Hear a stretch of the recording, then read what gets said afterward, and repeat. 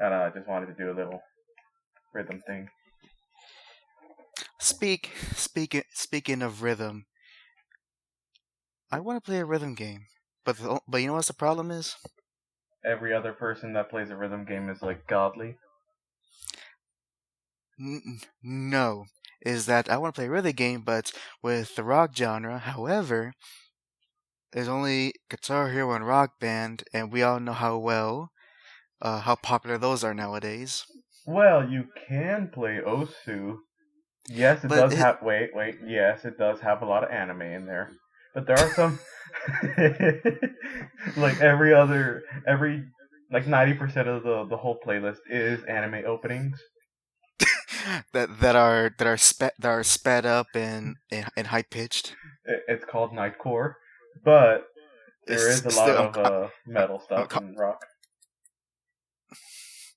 Yeah, but it's not like I'll be playing friggin' that's a proper rendition of a Black Sabbath song on Osu. Maybe some weird Nightcore version of it, which I No, don't want to hear. I will beg to differ. I will find one and I will show you. Sure. Find me a let's see example.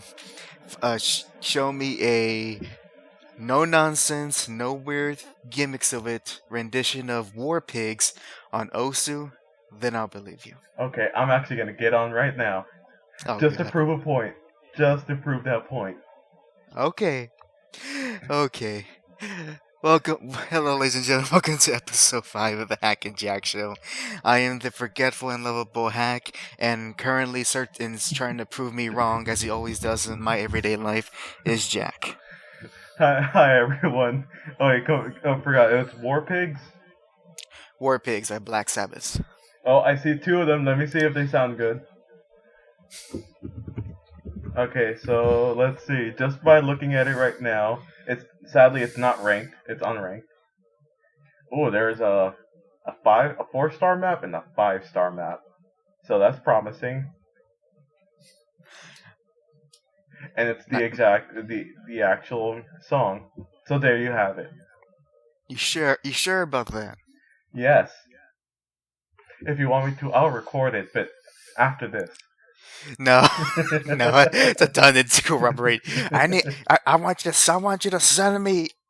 I want you to send me a recording with very little editing, and it must be in 720p, 60 frames a second. I can do that. Oh well. But no, I do want to play a rhythm game. I just I just wish Hmm.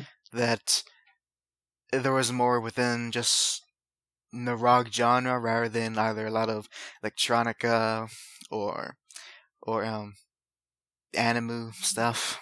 Oh, Because those tend to be the ones that are most popular. the reason Mo- why is because for me personally, it's a lot. It's more fun because the it's fast paced. Sure, rock can be fast paced, but I don't know. For me, electronica, that type of music, they just have a lot more things going on in the song. So you just have a lot of craziness, especially in Osu, where if you've seen the 6-star and then up, those those songs they are crazy. oh, I've seen them. I guess I just gotta. I probably get over it and just play a rhythm game. You know, I could try. Maybe one day get literally that piano rhythm game that's on the Switch, Oh yeah, you and told me about that. it's nothing but just either classical pieces or original piano compositions. I mean, you can play demo. That's on the mobile.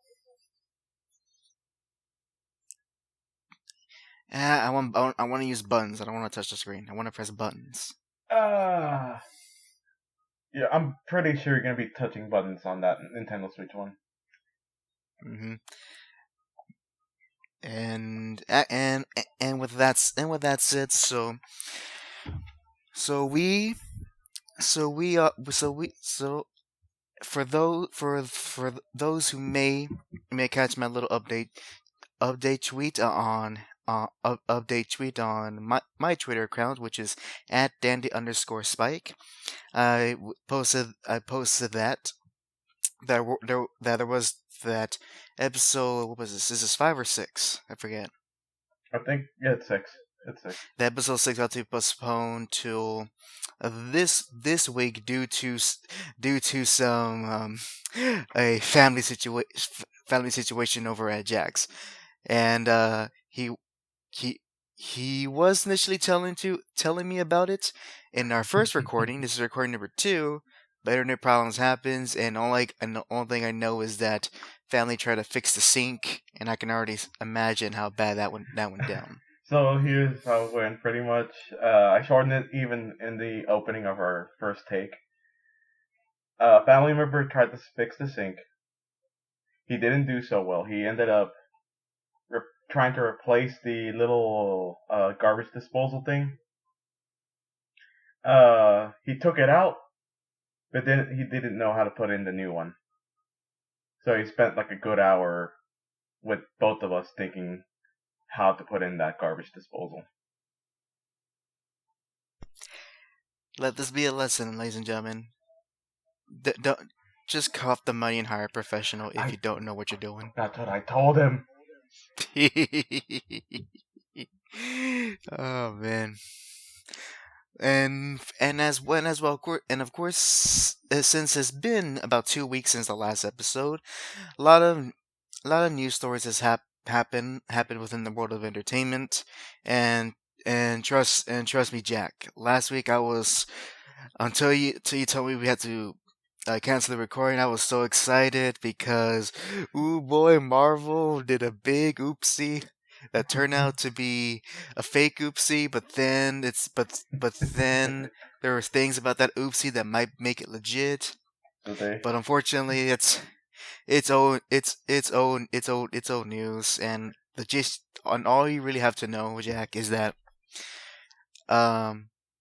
Marvel hired a new writer who's only written one comic, and she will be given about 6 brand new stories to write for them.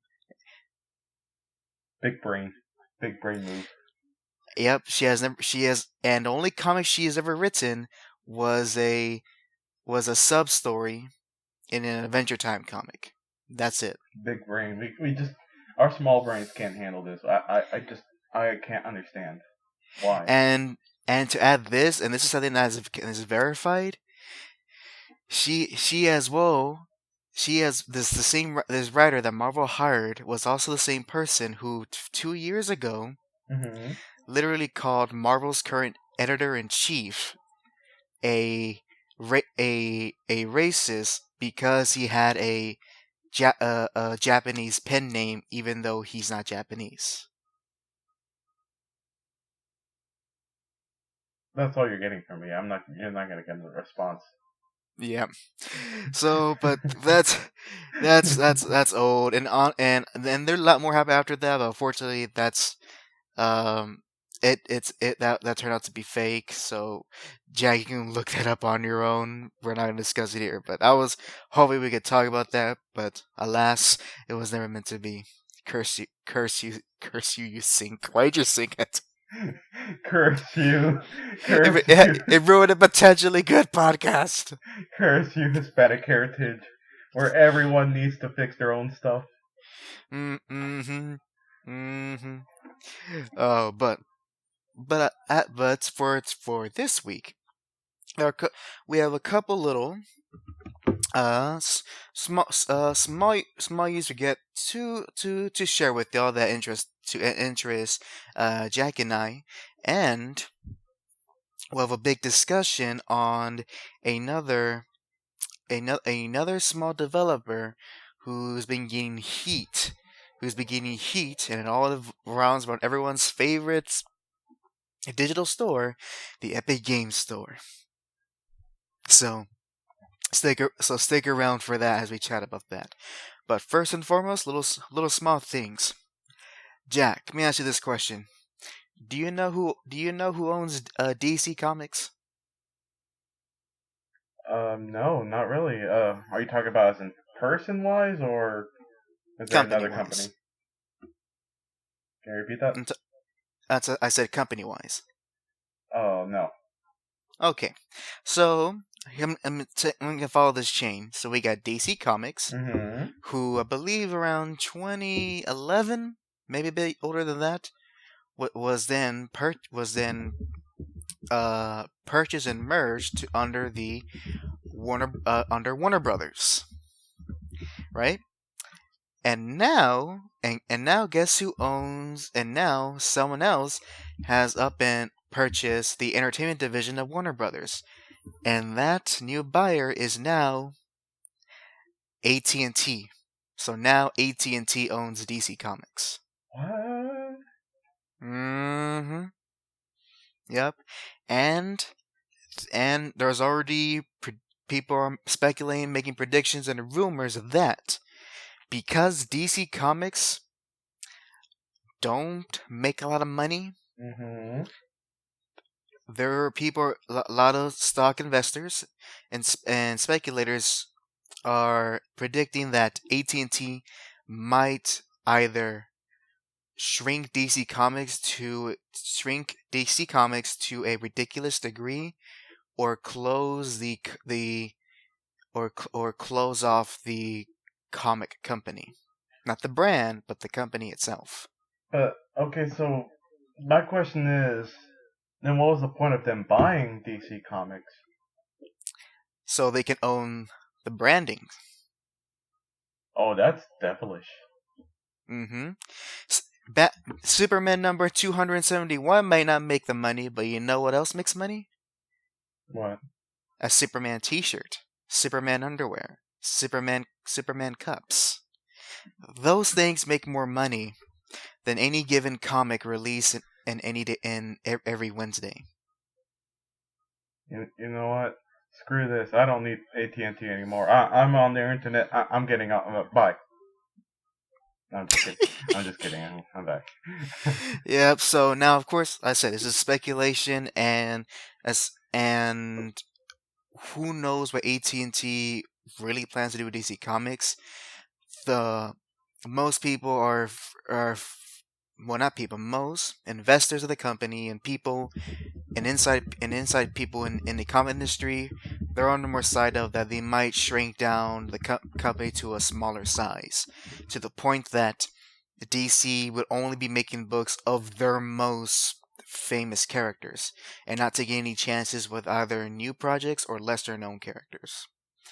And there has been evidence of this, as recently DC has been cutting back re- on releasing comics on a weekly basis. Damn, that sucks. hmm So we're in a timeline now in which that there could be the day where there be no more Superman, Batman, Wonder Woman, Flash, Green Lantern, Justice League, no more comic stories anymore.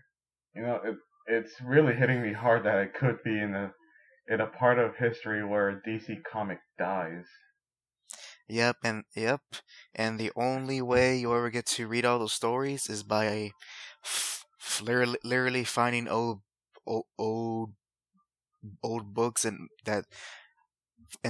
literally going to places that sell old books, buying them digitally, which is not as fun, or you're just gonna have to stick with cartoons and movies to get your Superman or Batman fix. That's heavy. Yeah. That's a real big downer. Yep. And as well there's a lot of comic industry things that came about, not just this, but as well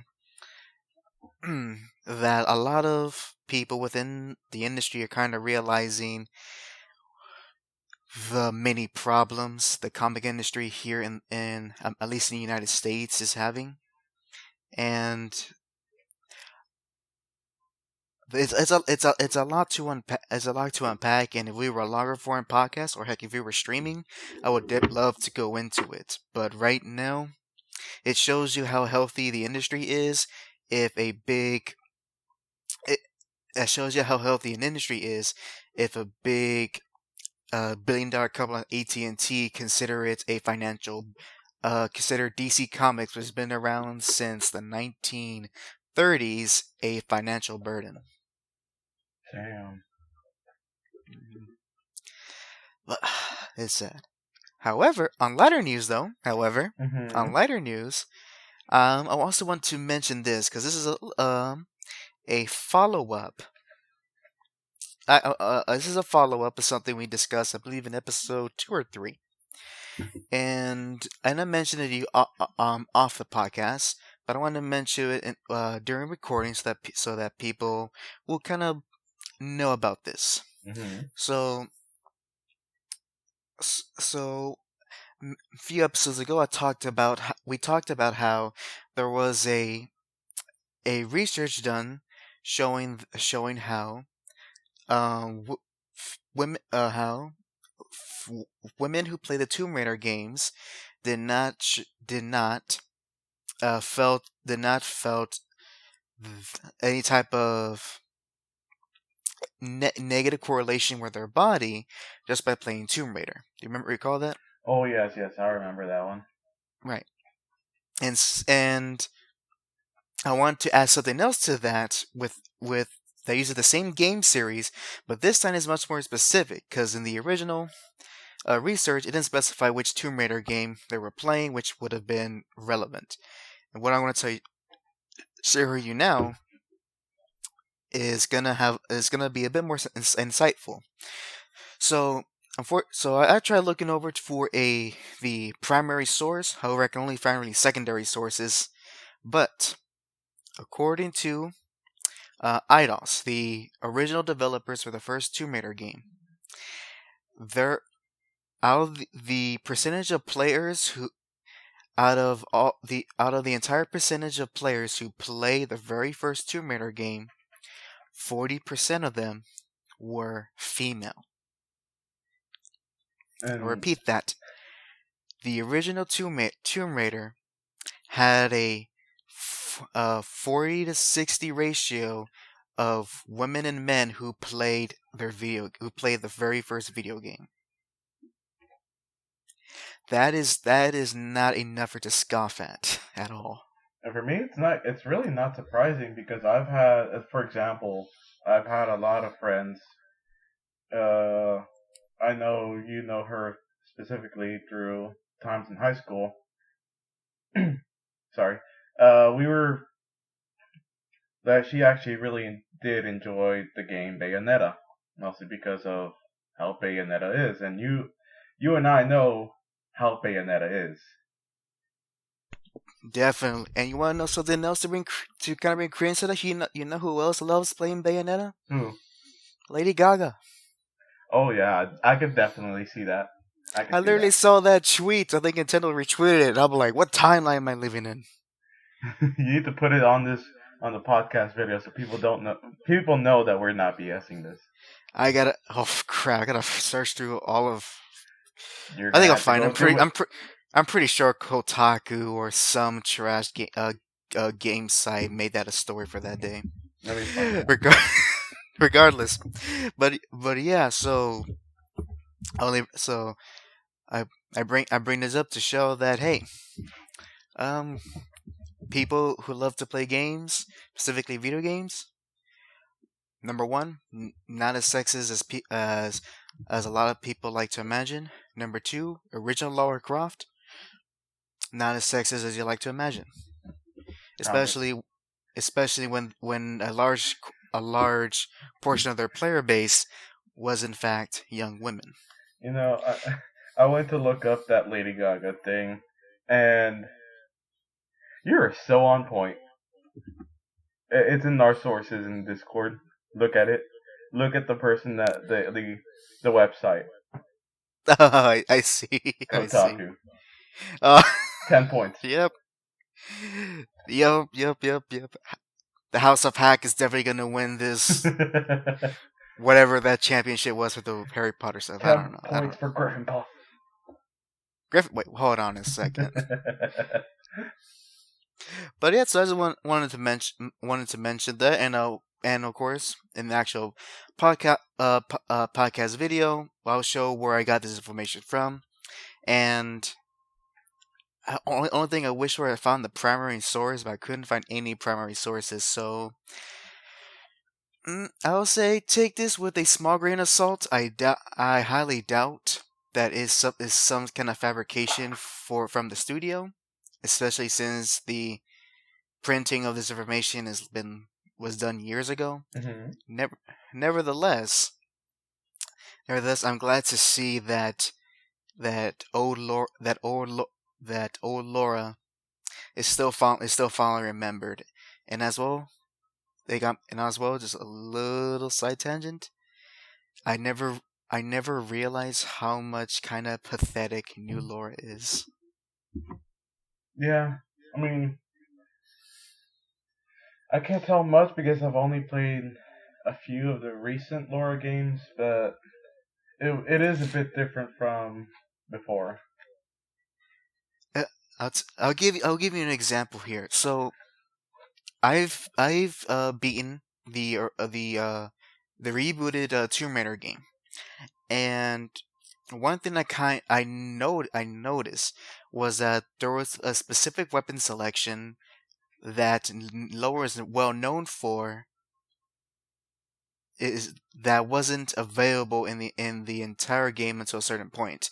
Jack, do you know what I'm talking about? What is her primary weapons and how she uses them? What are the most well known for her? You And always see her in every box art and every promo ever. isn't it the akimbo style pistols? Exactly.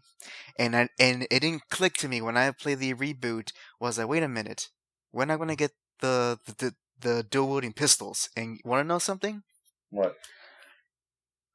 You get to do that for the final boss for like a few minutes, and then the game's over. That's it?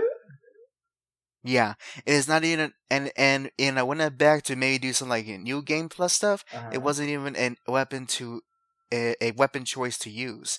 So literally, I got to be the real Lara Croft for like 30 seconds to fight the final Wait, boss. so are you telling me that because I think I'm also playing the same game as you're saying that I'm gonna be using the bow for pretty much 99% of the game.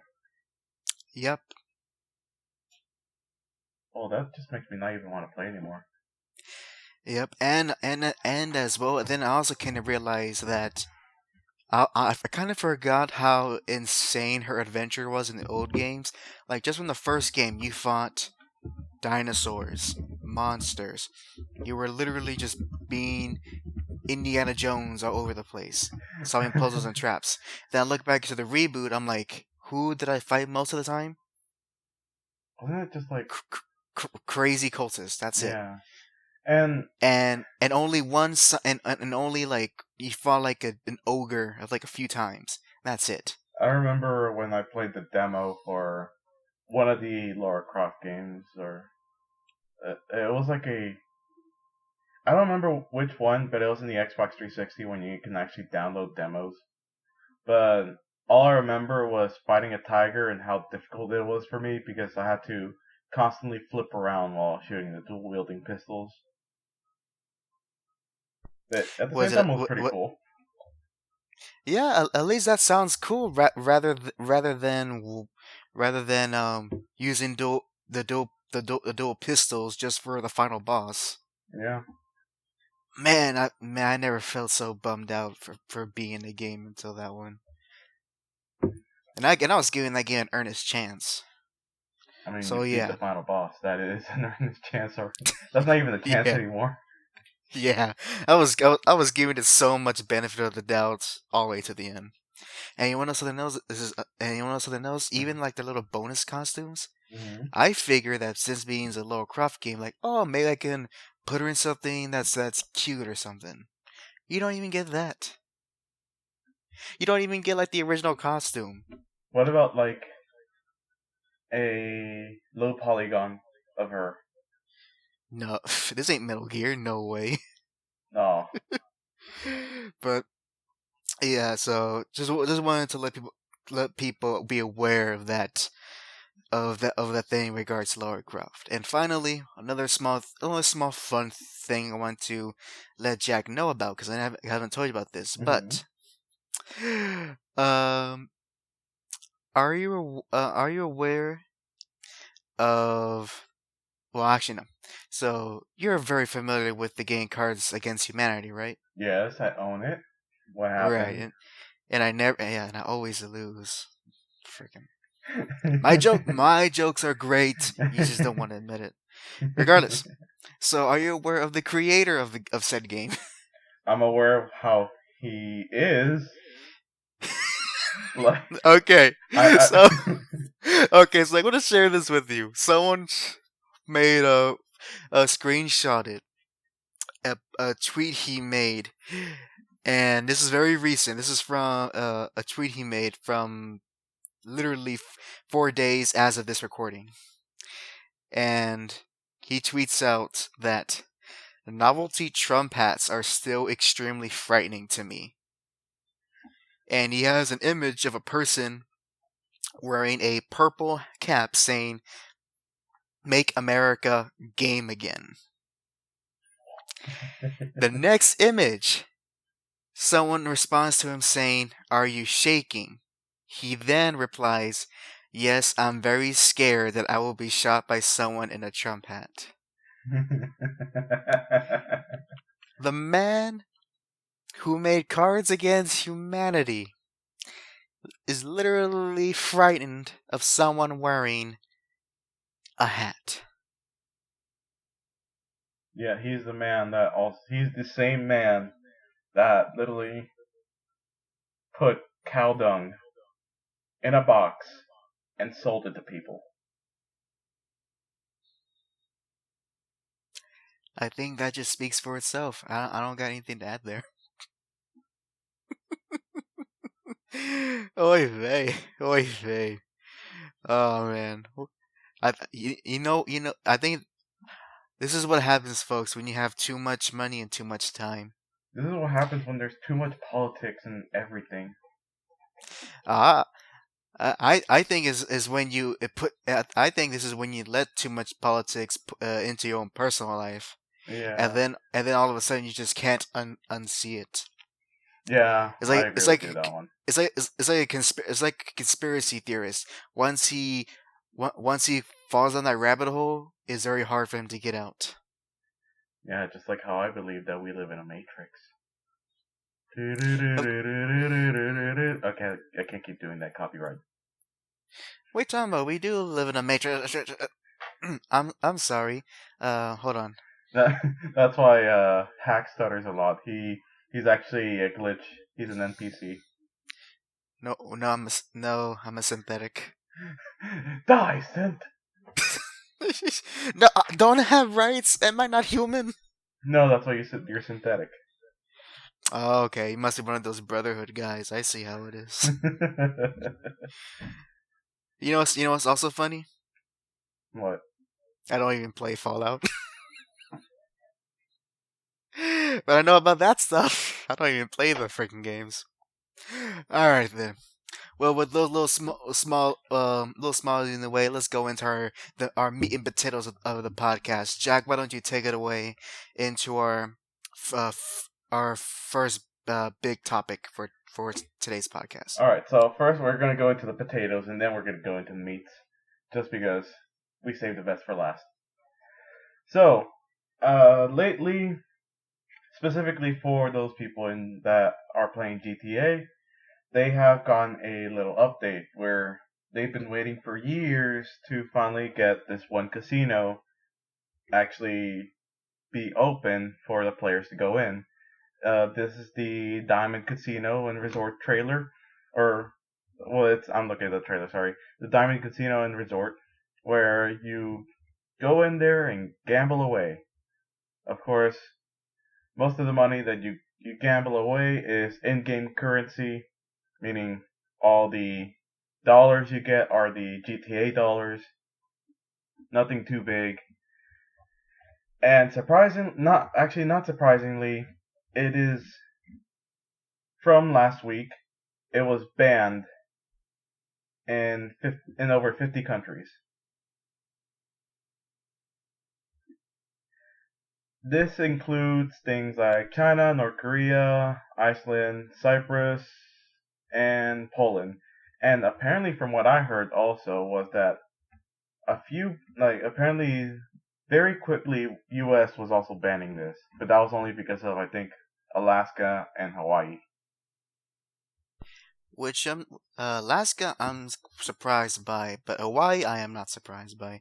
I mean, I believe in Hawaii their either one of their representatives or their mayor was actually one of the people who spearheaded the movement to make loop to recognize loot boxes as gambling. So I'm not surprised about that.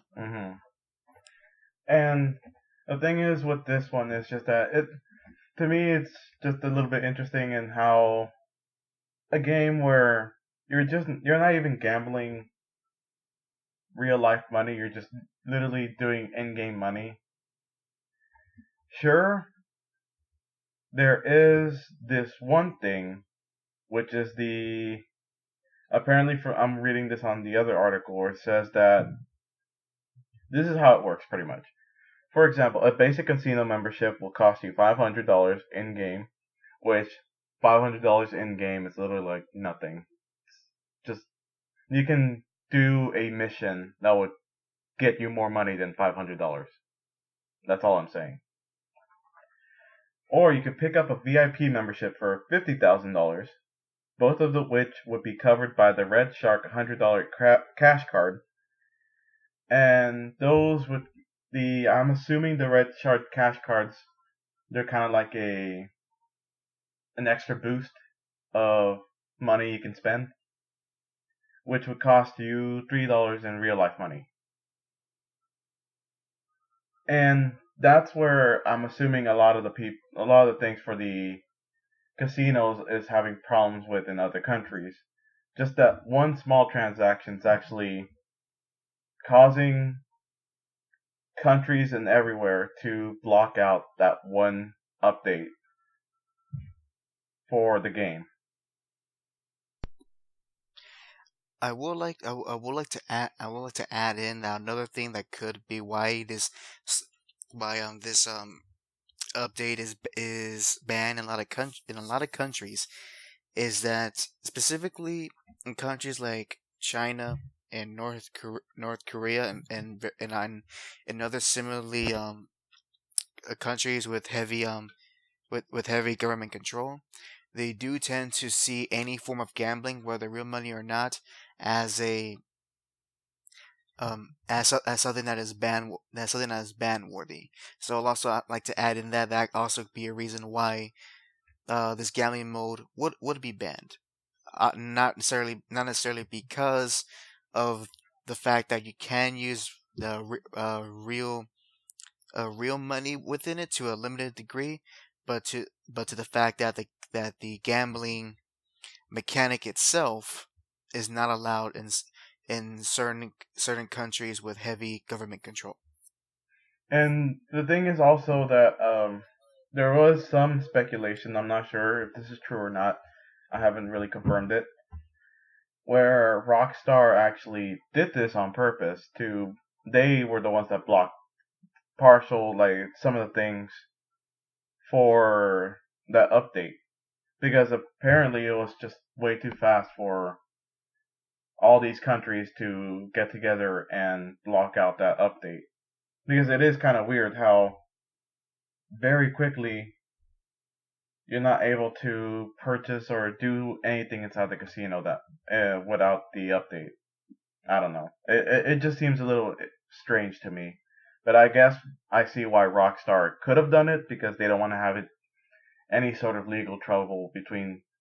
I mean, a lot of countries are there. That's like how many? How many countries are there? Like 160 plus, 160 plus, right? Yeah, just about, and having like It's better to be safe than sorry when a good percentage of the world doesn't like what you're doing. Yeah, so like a third of the world is just keeping an eye on you. But I do see what some of the governments are saying that could be gambling, but at the same time, it's just for those extremists out there that are really going to go real hard on this because apparently when you gamble in this casino, there's a penthouse you can get that costs like a bunch of money, a bunch of in-game money to get. Let's see. Um, so it says here for the other one, it says GTA Modder Unknown Modder has posted their summary of what all the stuff in the new casino DLC might cost you. Their figures put it at a total of 63 million, around 63.5 million in-game cash, which is breaks down the casino with what it says right here, which according to the user will cost the following: casino and styles, etc. 8.8 million for clothing, 14.4 million for decorations, 7.2 million for tattoos, 1.6 million for vehicles, 28 million for vehicle mods, and 3 million for a pew, which I'm assuming the penthouse. That's a lot of money. And A lot of fake money, but still a lot of money. and if you did all of that, it would, with the in real world money, it would cost you $800 based on the cost of the in-game Shark cash cards. Yep, which I don't, which I'm, which is probably something that, regardless of whether the country banned it or not, if someone who has has kind of like that little gambling addiction, they're gonna go ahead and do it, regardless or not. Um, it's the update itself is the DLC itself is banned. So really, I think it's all this boils down to is that this update. It's a big thing for a bunch of whales, and unfortunately, there's a lot of whales living in countries with heavy government control, and then countries like Poland, which don't really have that, as far as I know. Yeah, and but other than that, the casino to me just seems like all fun and games. Really, no one's As me, gonna, no sane person, for any whales out there that are gonna do this, I'm gonna have to call you out on it, but no sane person will fork over $800 in real life money for this. no, and if they do, well, you got a problem, good sir. Please, please go into my office. You have a problem. Stop it. Get some help. Get some help. You know what? Actually, you know what? I think Michael Jordan actually did have a gambling problem. Exactly. He's So perfect. that's even more appropriate. So yeah, that's so anything else to add Oh, to the story? well, now that we're talking a little bit how governments are kind of going about with this whole thing, and when it comes to, now that we're talking about how government control is trying to work its way into gaming, let's talk about some news that we had briefly talked about, like around, I think, episode 2, where it could have been episode 2, where the hack. Do you remember when I was talking to you about the FIFA packs and then the NBA 2K games, right? Yeah, I do recall. Yes, I do recall. So remember how I was telling you that EA was now getting into big trouble with the UK Parliament to see if their loot boxes are gambling or not. That's correct. I do recall.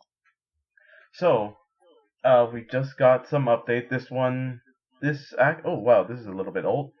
It shows here that the article was posted on July 22nd, but it's still relevant because it helps us realize what's happening. So, if you're not in the know, EA was getting caught in some trouble with UK government for their loot boxes and how it could be gambling and how a lot of people are spending so much money to get these certain characters to just for their game. Now they said that they have now announced that the FIFA packs and loot boxes are not gambling in the UK. Now, for some people, they might be a little bit saddened that they're not going to see loot boxes go away, but there is a silver lining on all this. So as HAC kind of told me in a bittersweet way, because I know it's true, but at the same time I hate it, that because of loot boxes, it's it gets the government, it has the government with little less, it has less control over the games, because the worst thing we'll ever have is government controlling all our games and monitoring everything we do with our games. Yeah, which is something that's already done in China, and just look how great Chinese games are. Yeah, didn't isn't Nintendo still trying to put in that knockoff of their Switch, even though it's not really a knockoff, it's just a different name for it? I'm not too sure about that, but I'm not too sure about that. Don't know about that story. I just do know that um that Fortnite clone on mobile in China is doing really well, doing gangbusters. Oh, I forgot about that. Yep. Yeah, Wonder how the Overwatch clone is doing. it's a mobile game. Yeah, it's probably doing well. Yeah. But so yeah. So yeah. Regards to this, it is bittersweet. I'm more on the sweet side of things because the do I like loot boxes? Not really. Do they impact my enjoyment of the game? Not really. They're there. I can ignore it. If I get one for free, or if I have some currency to spend, I'll use it. But it's no big deal. And it is true that there is a big problem with loot boxes. It could be because of pay to win issues or maybe just having some content locked behind. For me personally, I'm okay with loot boxes when it comes to cosmetics. And But I think that's something everyone can get behind. yeah, and then there's of course, well, I'm pretty sure there's gonna be that one guy that says, "No, we don't. I don't like it. Want to unlock it with an achievement or something." Which I'm is I'm fine. not against that, which is I like that too. Yeah, which is fine. That's fine. But it's not like it's not gonna be like I disagree. No, you have a good point there. But those were the PS3 to 60 days. Those Hmm. days are over. And there is a big problem with loot boxes, mostly just because of that, and also how it's also it's also a parent's fault for not monitoring their Oh credit yeah. cards. Because in the same article I have from BBC, they also pinned another article that says my son spent £3,160, which I'm assuming translates to like roughly, let's say, 4,500 ish dollars, US dollars. Just a rough estimate. But yeah, imagine that. You look at your bank statement and you see that you lost like $4,000 to $5,000. Oh, and that'll make any adult mad. So, and honestly, this also puts in shine on another problem that affects gaming, especially for younger audiences. It's the fact that we still have the prevalent issue of not having the appropriate parental guidance when it comes to young children playing video games. And because, quite honestly, um, the whole loot box is saying that mainly kind of appeals to kids because it's like getting a present. What kid does not like getting presents? Yeah, and the thing is also psychologically, it is an addiction because every time when you open up that loot box, it's a rush of dopamine, and you just once when you get something good, it's just reinforcing you to buy more. And if you get Hmm. something bad, it's still reinforcing you to buy more because you're just like, oh, I didn't get anything good. Well, maybe if I spend $5 more, I'll get something good. Exactly, and of course, children aren't gonna know the value of a dollar. They in their minds are like, well, my parents have a lot of money in this car, so I can spend a lot of money. They're not gonna know that by spending about 3,100 pounds, that, oh no, sorry Timmy, we can't afford your new braces. Oh, I'm sorry, there goes your college fund. That's wait, oh, wow, they must have started. The parent must have started late on that college fund. If it was like 3,100, started a little late there, haven't you?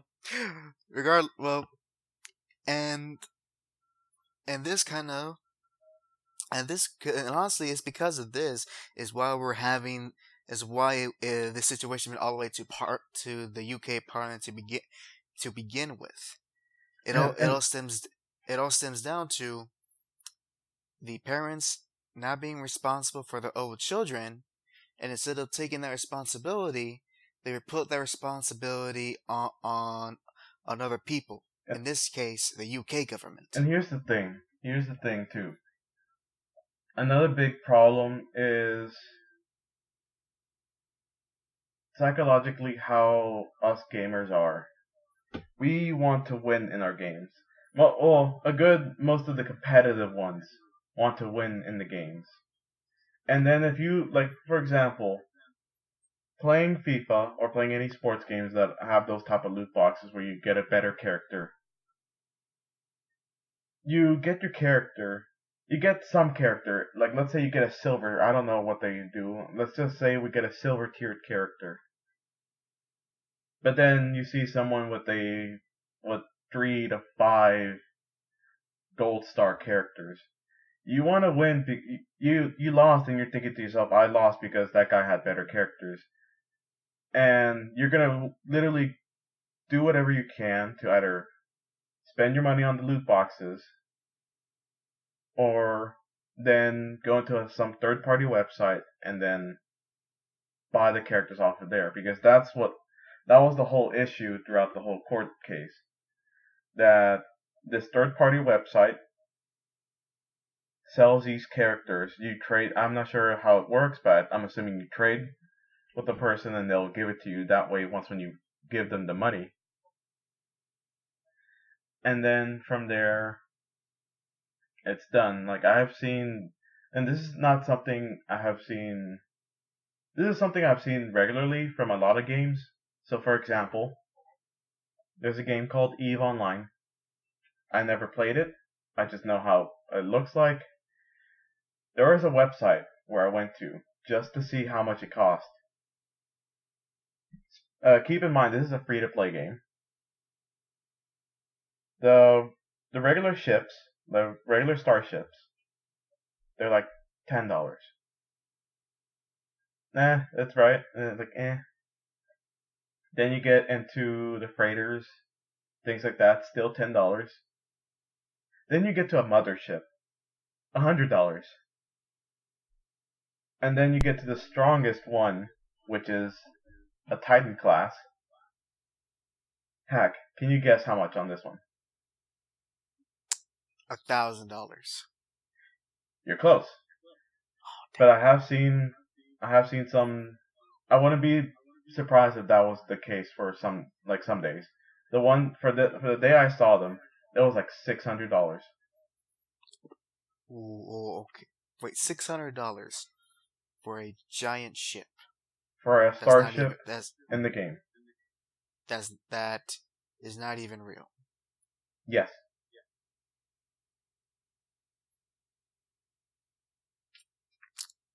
Wow. and like the That's thing all is I can that say. I'm not gonna rag on EVE Online players because I find the whole game interesting. I find the community interesting. To be in fact, I could rant on about them all day just because it's so interesting how they can make an economy out of a game where like it's just amazing to me. But all of it for me, what I'm trying to say here, it's how serious the gamer will take that character. And that's where the problem lies with this whole thing, where if someone takes the game seriously enough, they'll spend a lot of money on it. But once that little dopamine rush of getting that character wears off, they're realizing, oh, I just spent like $500 on this. Mm-hmm. Yep. Which is why a little PSA everyone from Hack here, which is why I encourage if you have children, ladies and gentlemen, and you want to and you eventually do want to play games, you know what's the best type of game for them to learn how to be a better player without having to spend anything. I want put it out there. I want parents to encourage them to let their kids play fighting games because there's gonna be no amount of money that's gonna make you better at a fighting game. I don't know. I mean, that Akuma had to spend like $5 to get that Akuma. To buy a character, that doesn't translate to you're gonna automatically be better than your opponent. I don't know that tier system though. No, yeah, you're Yeah, right because in that last game that we were playing, you beat me with Yuri, which is apparently the last one in the whole tier she list. yeah she as far as last time we checked, she was volunteer and but that'd mean anything to someone who didn't know how to use Akuma that well. I implore you, ladies and gentlemen, if there's any competitive game that you're going to get your kids into, go with fighting games, because number one, it's going to help them be better losers, help them recognize how to be better, and as well, Hmm. this is just there's just a lot of variety of fighting games that they can play, and But that works so different from each other. better yet, another Hmm. one I would recommend: Hmm. Mario Party and Mario Kart. Okay. Oh, you know what? Because in Mario Kart, the way you threw that freaking shell on me, I will never forget it. You'll never forget. But at the same time, I'll never forget how I dashed your hopes Oh, in that's Mario Party. right. Like I saw you were saying, wait, wait, wait, I still have a chance.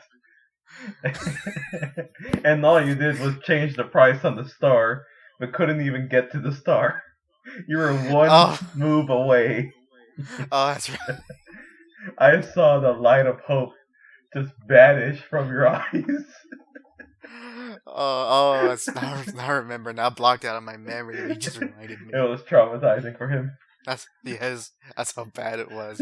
I, s- I, I've always been a pretty good. I win a majority of Mario parties, and I'm a pretty and I lose one Mario parties. But that last time that I played with Jack, that was the first time I truly understood what it means for a friend to become an enemy.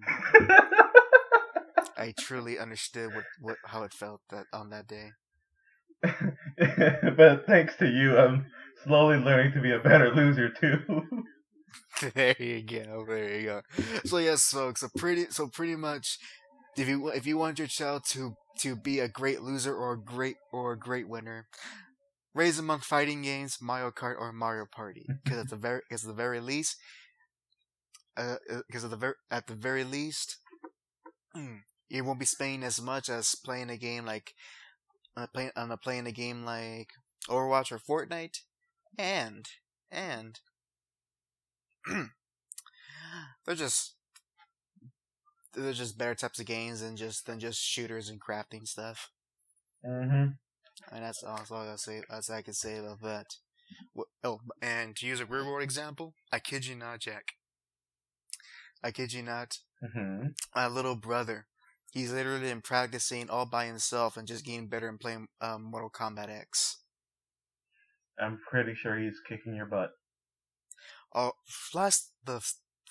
after he told me he was practicing, and then I went to just play with him for a little bit. God, he whooped my butt bad. And I was using like the character that I know the most at. And I was like, oh crap, he really has been practicing. Yeah, so I'm pretty sure if I play him against now, I play him against it now, and he chooses Liu Kang. I'm like, okay, this is gonna be a real fight. I gotta be serious. Next Not ninja. since. No, I don't want him to be the next ninja. Number one, I want I want no dyed hair from my little brother, and number two, I don't want him drinking Monster and Red Bull all day. Come on, It's not everyone, good do for the boss with me. Let me show you. Oh God, no. Thankfully he stopped doing those Fortnite dances a long time ago. Yep. He's actually kind of losing interest in it. He still plays it, but he's actually been losing interest in it. I would too. But anyways, let's quickly get into the next topic, just because we're running a bit short on time now. Let's mention this really quickly. So, I've never heard of this game, but it seemed interesting once when I started looking into the development issues that they're having, just because, well, most likely, better yet saying, the developer. Issue with the developer. So this was posted on July 31st, and this is for a game called Ooblets, and the developer made a statement that they have made their game Epic exclusive, and I know some people might be tired of the whole Epic Games news stories, but this one gives me a little bit more insight and gives everyone more better yet, an insight of what the developers are thinking, because I haven't really seen any other developer verbally say why they did it. So let's read into where they nicely sectioned it off as why did we do this. So it says here, so we had a big decision to make and we didn't take it lightly. Because Epic Games doesn't yet have the same market share as their competitors, they offered us a minimum guarantee on sale that would match what we'd be wanting to earn if we were just selling Ooblets across all the stores. That takes a huge burden of uncertainty off of us, because now we know that no matter what, the game won't fail and we won't be forced to move back in with our parents. In a way, saying I kind of understand what they mean. At the same time, kind of don't, just because I'm not savvy on this. So the part I do understand is there is a point where HAC. How many indie games are on Steam? Two main accounts, and not all of them good. Exactly. There's as many as there are the stars. So putting your indie game inside Steam will most likely cause it to die, unless if it's something like Undertale or some other indie dev that just came out of nowhere. It's very rare for your indie game to be successful in Steam, just because there's just so much in Steam right now that it's very hard for people to find the games. I know there are some things like the green light community, and just searching for new games in general. But Epic Game Store is a bit shallow when it comes to games, just because they're slowly building it up. So it gives these developers a better chance of actually getting people to buy their game and be interested in it. You get what I mean? I know exactly what you mean. It's pretty much there's the similar struggles with YouTube. Yep, that's I mean, yeah. I'm not gonna sugarcoat. I'm not gonna sugarcoat it. Sugar. I'm not gonna sugarcoat it. Our videos don't get that many views. But none, but nonetheless, as mostly because number one, we're still a pretty small channel in a giant freaking ocean. So we completely understand where these developers are coming from. Yeah. So in a way, yeah, I understand why they did it. I'm not sure of any Kickstarter thing. Maybe that's could have been another reason why people are angry.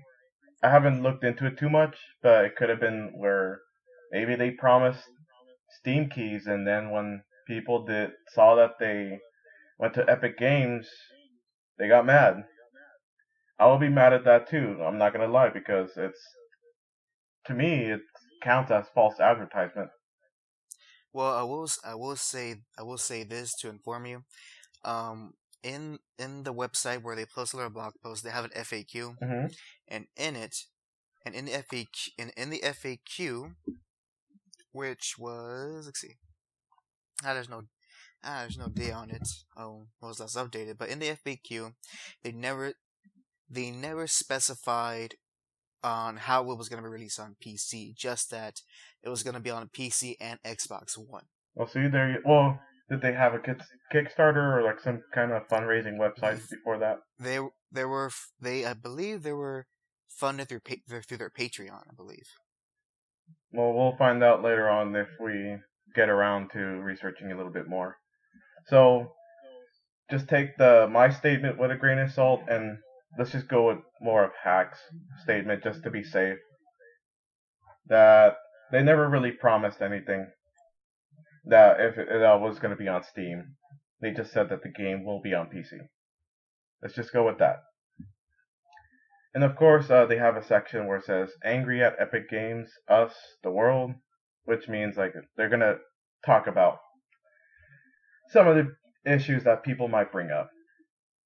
So, for example, right here it says Epic Game Store doesn't have as many features as other stores. Where a lot that is a big argument that we always do. As a user, this is what he says. As a user of both Steam and Epic Game Store myself, I haven't had any issues with using Epic Game Store to buy games and buy and play games personally. But regarding the features that are still missing, it's just sort of the way software is developed. It takes a lot longer to develop properly than people tend to realize, and nobody comes to market with perfect software. I'm gonna stop it there because pretty much that says it all. He's right. No software is gonna come out perfect at all. That's Yep. Just ask Bethesda. They know all about that. shots fired. Boom, boom, boom.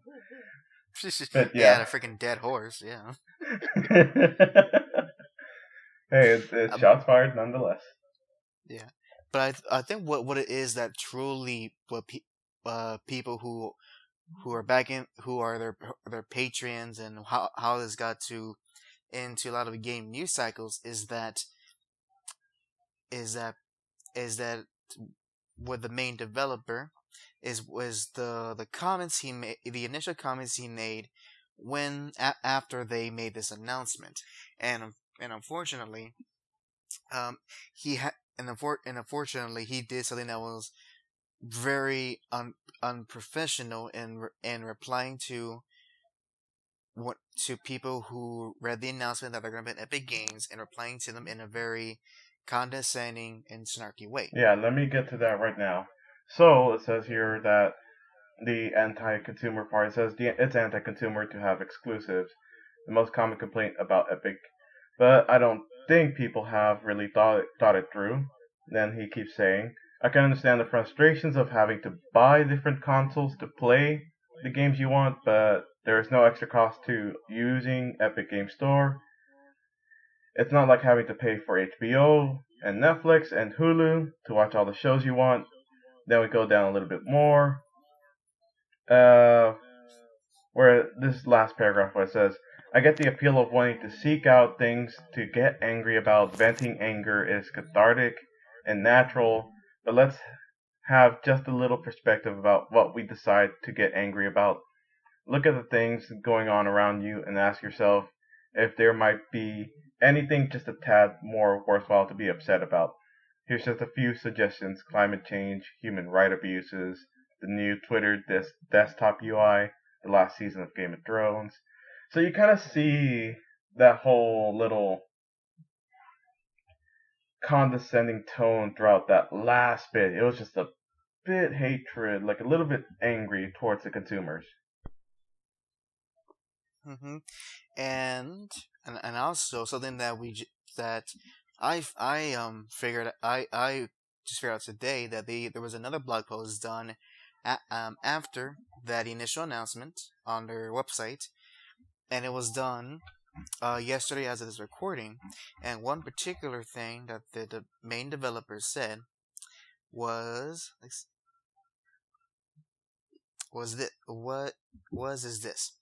I recognize that none of this post equates to an apology in any way that a lot of the mob is trying to obtain, and that's by design. While some of what I said was definitely bad for PR, I stand behind it. A portion of the gaming community is indeed horrendously toxic, entitled, immature, irrationally angry, and prone to join hate mobs over any inconsequential issue they can cook up. That was proven again through this entire experience. It was never my intention to alienate or antagonize anyone in our community who does not fit that description, and I hope that you can see my tone and pointed comments were not directed at you. Now, I want to get some thoughts from here first, and I want to say this from the get-go. Ladies and gentlemen, if you are going to make a product and you want to sell it and you want to make a profit, please, please, please don't refer to things as a community. You have fans, you have a fan base, and the little fan base will have their own little communities that you may or may not be aware of. Mm-hmm. However, at the end of the day, you are the producer and you are trying to make stuff for consumers. They are not your neighbors, they are not your friends. So through this statement, especially where he's as well not marginalizing people who play games by calling all the things that gamers are often called out for many years. The only thing he's missing is being sexist and racist, which is actually kudos. He didn't go for that. He didn't go for that one. Then he really would have been in the water. Mm-hmm. So, and I want to understand that it's never ever a good idea to antagonize your consumers. And also, let me just give another quick announcement to consumers. Please don't send death threats or tell someone to kill themselves. That too. Because I'm also looking at the same blog post that HAC provided for me. Some of these comments that people left on their Twitter, Discord, some the subreddits. Guys, chill out. Just like have fun hurting yourself. Well, I'm not gonna say the other part maybe because of it could be taking us from the YouTube algorithm. Have fun hurting yourself. This game is gonna flop so hard. Actually, is already dead. F word, N word, devs. By the way, it's the other F word, not that F word. The other F word.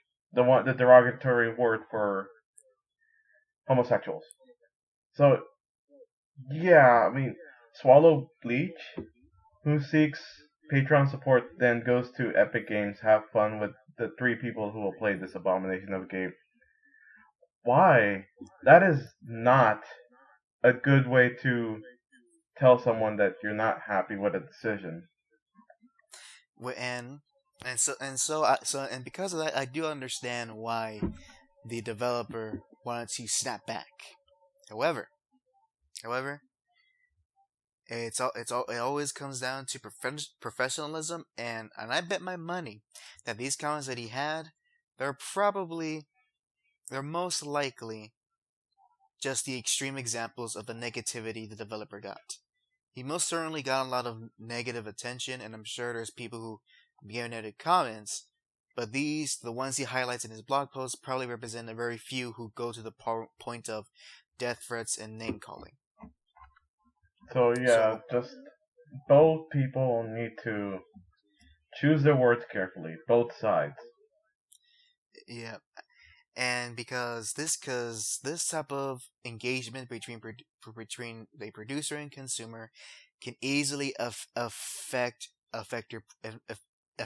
your product. And I want to give you a clear example, Jack. This was something that is a very small story, but it's something I want to briefly mention. It ties into this because a few days ago, the director for Thor: Love and Thunder, who Mhm. was the same one for Ragnarok, Mhm. he recently he recently did something similar to the developer of Ooblets, in which he snapped back against people who were questioning about the new Thor movie, Mhm. or expressing an opinion. Mhm. Nothing serious like death threats, and his responses have been to and his responses which I would put the exact quotes within the video itself, but it all boils down to um, um, I do what I want, so suck it. That's the type. That's how I can phrase the specific comments he made.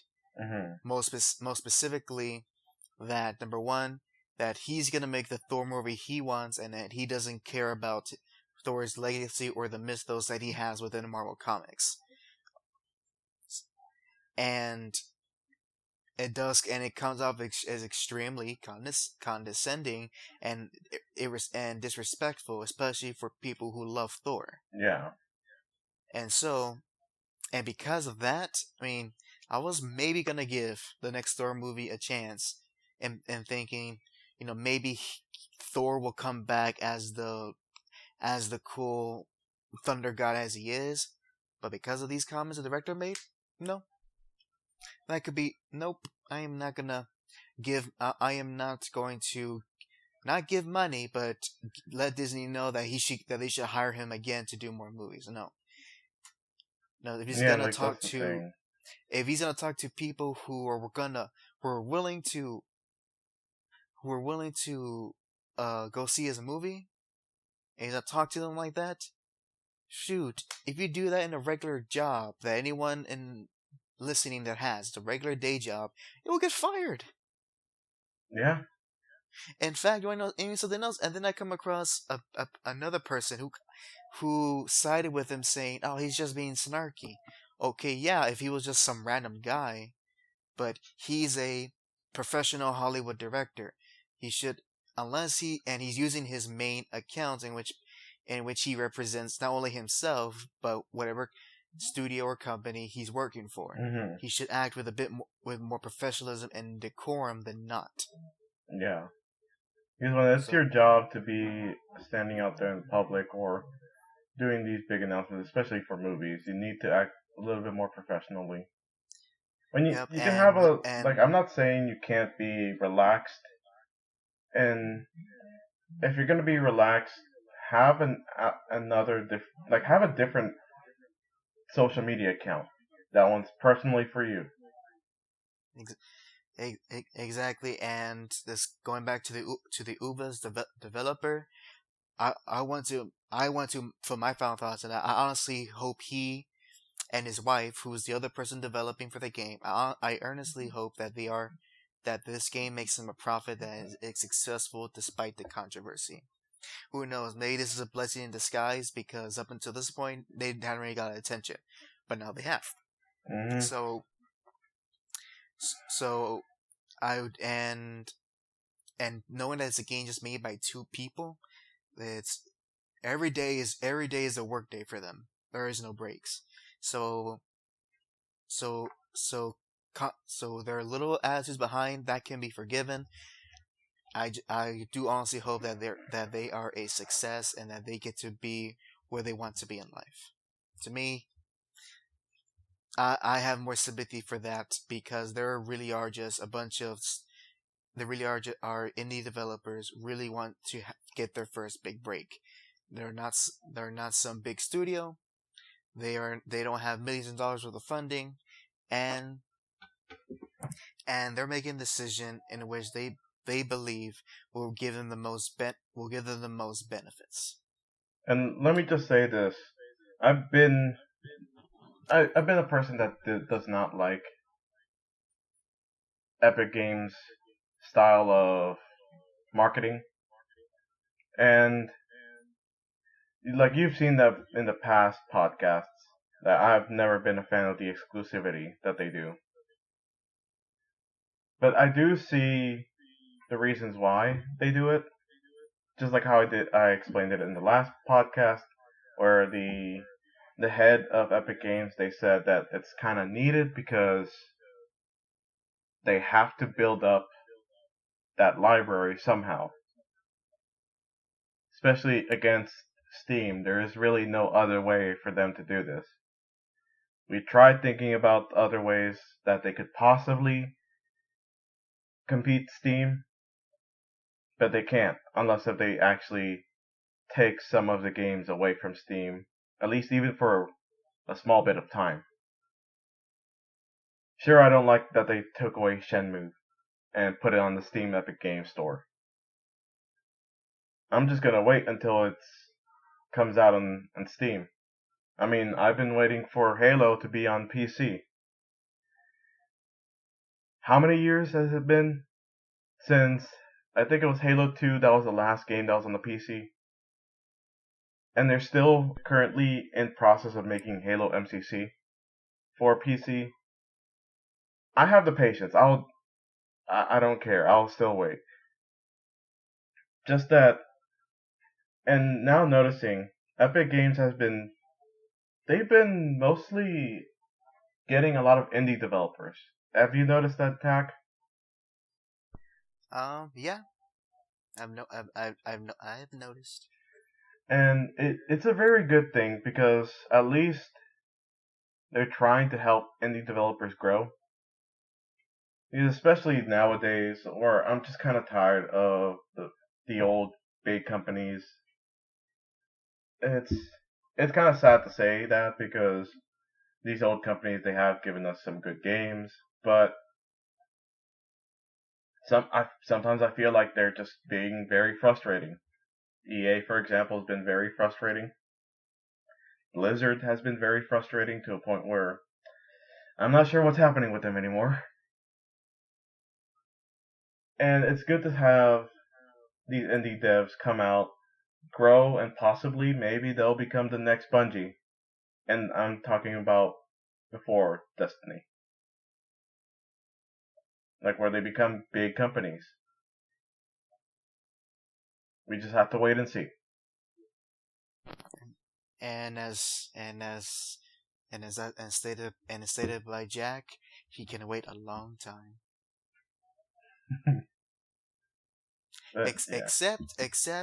Except for when it comes to except when it comes to food, then he cannot wait a long time. No, I can't wait a long time for food. That's my food. I paid for that food in advance. You fatso. I'm kidding. You're not fat. I'm fat. Well, fatter. But the point is, we both have weight. We both have weight that we need to lose. So that's the main point I'm trying to say. Any more last words about Ooblets? No, I think I've had spoken my mind. All right, and with that, ladies and gentlemen, we're gonna come into our closure for the podcast. And so, Jack, I'd like to ask, what is your music track recommendation for this week? All right, so for mine, now that since we've been speaking about indies a lot, indie devs, indie everything, I'm going to go with an indie artist. I haven't heard any of their other songs to be honest, but this one song I do like it. I am not sure if it's on iTunes or any other type of store. Let me just make sure. It's on Spotify and SoundCloud, and the the song is called Wonders, featuring Tommy Junberg. It's a Swedish last name, so I can't tell. The art the by Sebastian Forslund. And what kind of genre is this? Is this music? Uh, let's see. I can't really. I don't know. It sounds a little bit close to like folk, I guess. Okay. It uses a lot of guitar. Is it like something like Mumford and Sons or something? Huh? Is it something like Mumford and Sons, or it's mostly a lot of like acoustic strings playing while they sing about either some like a story or some sort of a little thing that happened in their lives or something like that. Pretty much. Okay, so yeah, simple indie folk music. So yeah, I'm gonna put the link and give it to Hack to see and give y'all the information that Well, that's the well, it song. literally it literally says indie when I see the link. Yep, I'm telling you, it's Just so indie. you don't forget. Just so you don't forget. All right then. Well, with that with that finished, Jack, is there anything new or noteworthy that you're gonna be watching, playing, or reading till the next recording of the podcast?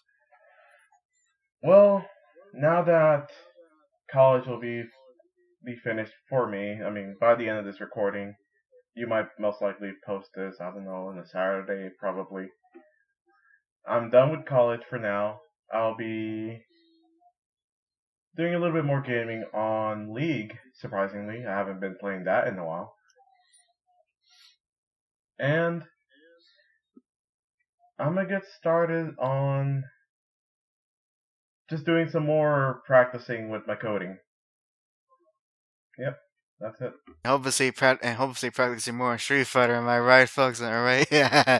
Oh no. I'll get you one day, my pretty. You did get me, freaking. Freaking based on that last recording, you've gotten better after just like one session. Jeez. All right then. I don't So know. I still saw a lot more losses on my account than wins in the whole thing. It was like ten yeah, but to it but it three. went from like from 7 to 3 to like what 5 to 6 something like that. No, I think it was. No. I think I still lost by a good amount. I think you're just counting the many times where I beat you in rounds, but not in the games. I'm going for complete matches, not just rounds. That's why. Hmm. Because I feel like I won a good amount of rounds, but I don't think I won a good amount of matches. Yeah, that sounds like my style. Letting the enemy think they have the advantage, and either going it very poorly for me or being like, yes, just exactly as I may have planned. I'm still in the process of doing the other one. I kind of like to be honest, I kind of forgot. I'm not gonna lie to you. I'm not gonna lie to you. I forgot to actually edit the other highlight reel.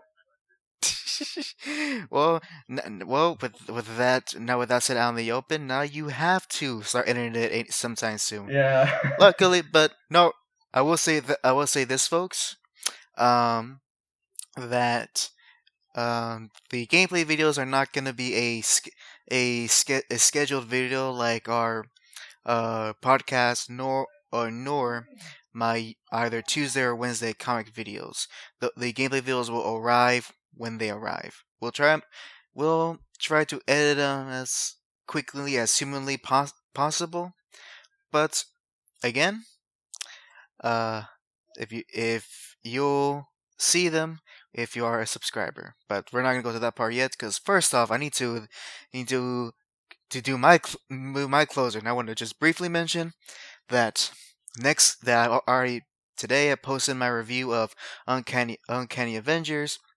Surprisingly, not a lot of views. It was actually kind of it's a decent book, but it was just I think it could have been better. However, next week's review would be the second volume of the Sandman books, and so far, improve over the last volume. So I have high hopes for this one. And as well, in the meantime, I'll be reading two Batman centered uh, books for future reviews. We have a miniseries entitled Batman Absolution. I have absolutely no idea what it's about, so that will be fun. And as well, I'll be reading a Catwoman series, which, my God, just want to quickly. I was want to quickly say when I was trying to figure out when this series starts and what the book I'm going to read starts in and which Catwoman series it belongs to. It pretty much helped me realize why people have a hard time reading comics. Because if I say I read a Catwoman book, people will then, okay, which Catwoman book? The one from the 1990s, the 2000s, or the 2010s, or the recent one from 2019? So yeah. So yeah, that's another big criticism against comics. Freaking everything is just hard to find and hard to know which book is which and what order they go in.